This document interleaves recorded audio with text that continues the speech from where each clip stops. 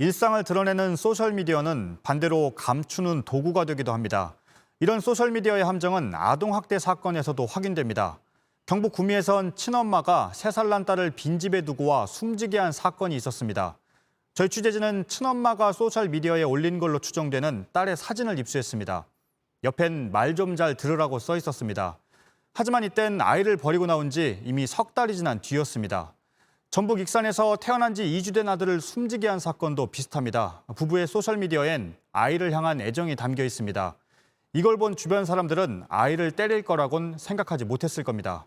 윤두열, 정진명 기자가 차례로 보도합니다. 지난해 11월 한 소셜미디어에 올라온 사진입니다. 한 아이가 팔베개를 하고 누워 있습니다. 사진 아래에는 사랑해 말 좀 잘 들어줘 제발이라고 적었습니다. 아이는 빈집에서 홀로 숨진 딸이고 사진을 올린 건 친모 A씨로 추정됩니다. 아이를 혼자 두고 이사를 나온 건 8월인데 11월에 이 사진을 올렸습니다. 주변에서 큰아이가 없어진 걸 알아채지 못하게 하려고 일부러 올린 것 아니냐는 의혹이 불거지고 있습니다. A씨는 딸을 버리고 나온 이후에도 소셜미디어에 사진을 꾸준히 올렸습니다. 이사 나오고 며칠 뒤 둘째를 낳았을 때도 사진을 올렸습니다.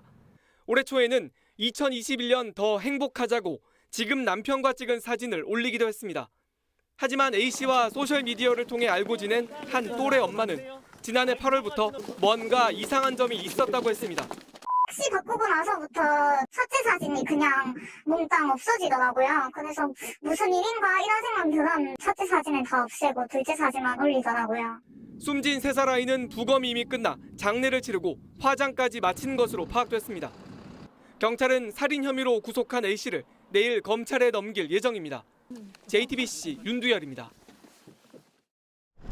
분유를 먹고 토했다는 이유로 태어난 지 2주 된 친아들을 때려 숨지게 한 20대 부부. 하지만 아내인 22살 A씨의 소셜미디어에는 자식들과 남편에 대한 애정이 넘칩니다. 아들이 태어난 날 목욕 사진을 올리고 잘 키우겠다고 다짐합니다. 다음 날은 첫째 딸과 아들, 남편의 모습을 올렸습니다.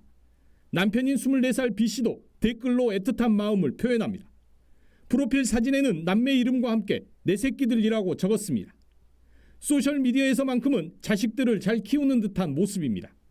하지만 지난달 31일 이후 아들의 사진은 더 이상 올라오지 않았습니다.